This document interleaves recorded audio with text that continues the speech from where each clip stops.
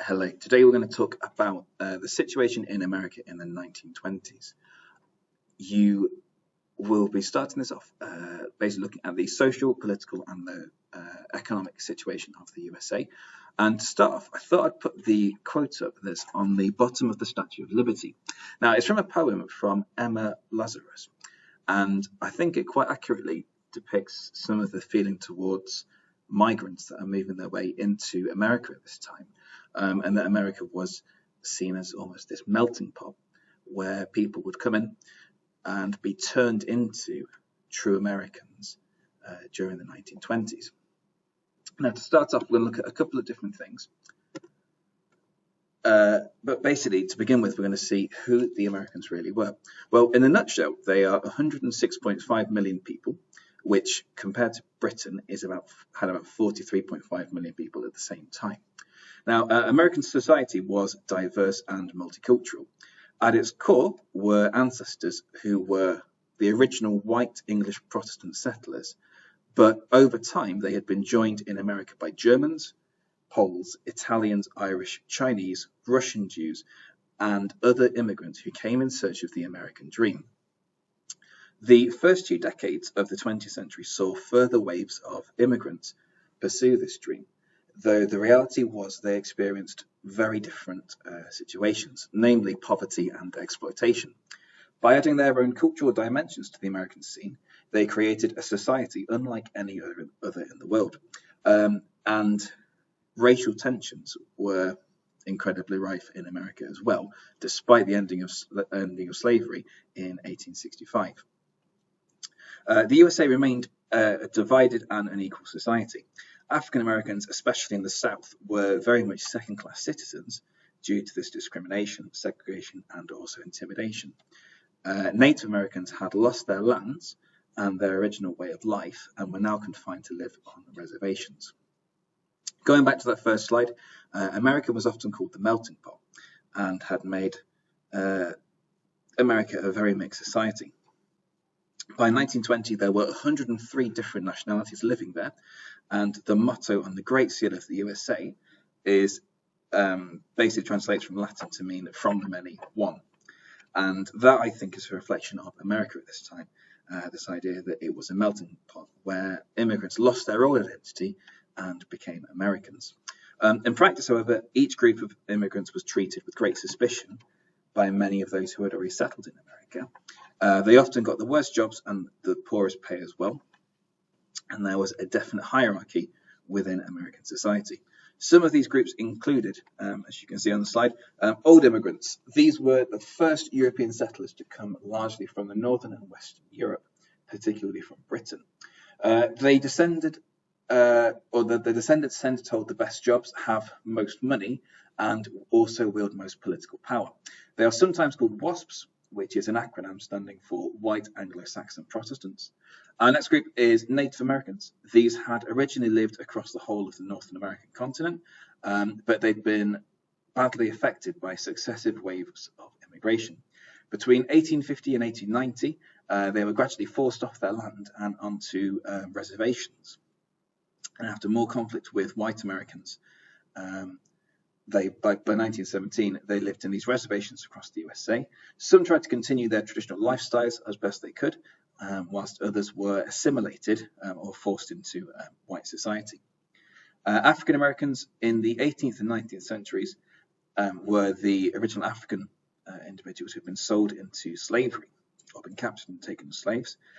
Slavery had ended in 1865 after the Civil War, and by 1920 there were 11 million African Americans living throughout America. Many worked as laborers in the old slave states of the South, or as factory workers or laborers in the growing industrial cities of the North. We then got Southern and Eastern Europeans who had migrated from Eastern and Southern Europe, notably from Russia and Poland. These were because of persecutions there, and also poverty that existed in Europe as well. And because of that, lots of these immigrants were Jews or Catholics. We've then got Asians who were, particularly on the west coast of America, there's a growing number of Chinese and Japanese that moved across. They helped build things like the Transcontinental Railway, and many worked on construction and also the railroads as well. And then our final group is Hispanics, who were basically living below the USA, but were attracted from Central America, Mexico, and South America. These people collectively known as Hispanics. They shared the common language of Spanish, and quite often they worked as cowboys on the great cattle ranches of the West. Now, the USA is governed with the Constitution of the USA as one of its core documents. Now, the USA was formed in 1787 after 13 states had won independence from British control. They founded the Union and drew up a constitution, which was their set of rules for how the country should be governed and run. The Constitution still applies today. It can be changed by adding amendments if enough people agree to it. The first 10 amendments to the Constitution were called the Bill of Rights. They guaranteed freedom of religion, freedom of speech, and freedom of the press, the right of the people to meet peaceably together and to petition the government as well. This also gave people the right to carry weapons for self-defense and to have a fair and proper trial. Beneath that, we've then got the federal system, because America has two different governments working that affect everyone that lives within it. There's the federal government, which is very similar to the European Union in that it rules over a number of different states. And it's the central government for the whole country, which is based in Washington, D.C. It has certain specific powers over foreign policy, defense, trade, currency, and also the postal service, but other powers are kept by individual states as well. Now, the central government has three branches to it. There's the president, who is basically the head of government and also, I suppose, the head of state. Unlike the British Prime Minister and monarch, he is elected directly by the people. The president is also the commander-in-chief of the army and navy. He chooses his advisors in the cabinet, and he is elected every 4 years. We've then got Congress, which makes the laws. It also decides on taxation, declares war, or agrees peace. It can accept or reject policies of a president. Like the British Parliament, Congress has two houses, but both are elected. The House of Representatives consists of 435 elected congressmen, elected every 2 years, and each one represents about 450,000 voters.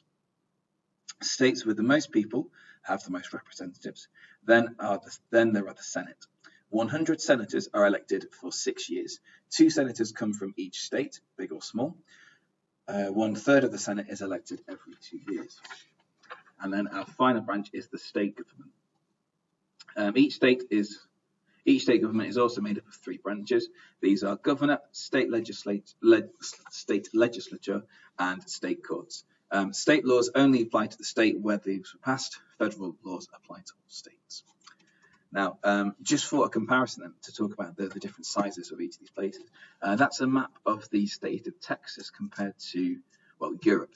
And as you can see from there, we've said earlier on this kind of the federal government sort of like the European Union.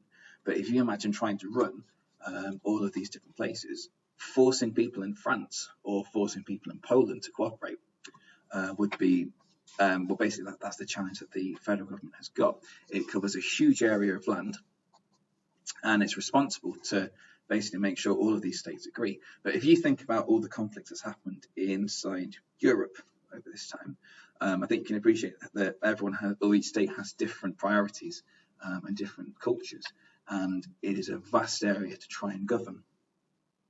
So it's a difficult job for anyone in power. Now, we've then got the voters in the USA. Electors vote for the president, congressmen, senators, governors, and members of their state government. In some states, they also vote for the public officials like judges. Everyone over the age of 18 can vote. American women won the right to vote in 1920, which was the 19th Amendment. The 15th Amendment of 1870 gave voting rights to all citizens, regardless of their race, color, or religion.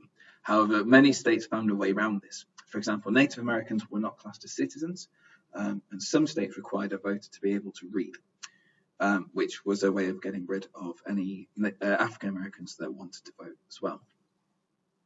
Others demanded that a person had lived in a particular state for a certain length of time. before they were allowed to vote. In one state, voters had to take an oath to say that they were not supporters of communism. American government was governed by a system known as checks and balances.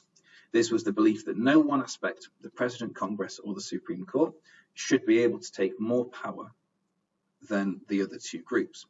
Periodically, this would create tension as different respective aspects of American government fought to interpret the Constitution in the best ways that they could. There had been some expansion in the role of the president and the federal government under a series of presidents during the Progressive era, namely Theodore Roosevelt and Woodrow Wilson.